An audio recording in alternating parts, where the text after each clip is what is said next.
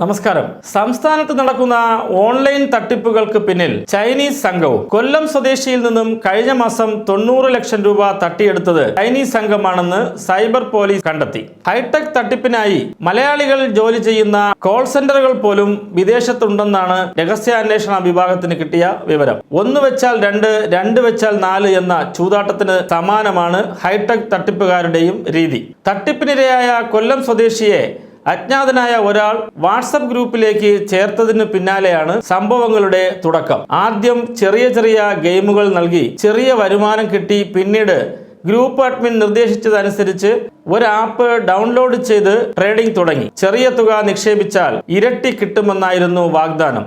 വൻ തുക പ്രതിഫലം കിട്ടിയെന്ന തരത്തിൽ പലരും ഗ്രൂപ്പിൽ സന്ദേശമയച്ചതോടെ വിശ്വാസ്യത കൂടി.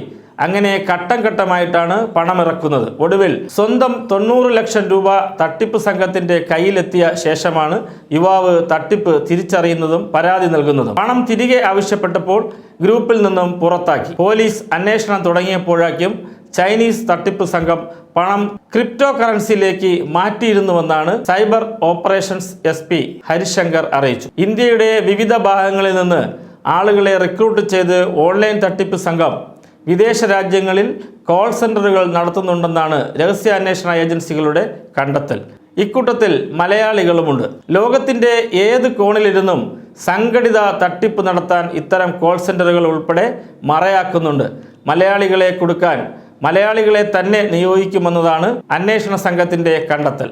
ഓൺലൈൻ തട്ടിപ്പിൽ ചാടാതിരിക്കാൻ ഫേക്ക് കോളുകൾ അറ്റൻഡ് ചെയ്യരുതെന്നും എത്ര വിശ്വസനീയമായി സംസാരിച്ചാലും എടുത്തു ചാടരുതെന്നും പോലീസ് പറയുന്നു. കണ്ണടച്ചു തുറക്കുന്ന വേഗത്തിലാണ് പണം കടൽ കടക്കുകയെന്നും പോലീസ് പറയുന്നു. വാർത്തകൾ തുടരും. നമസ്കാരം.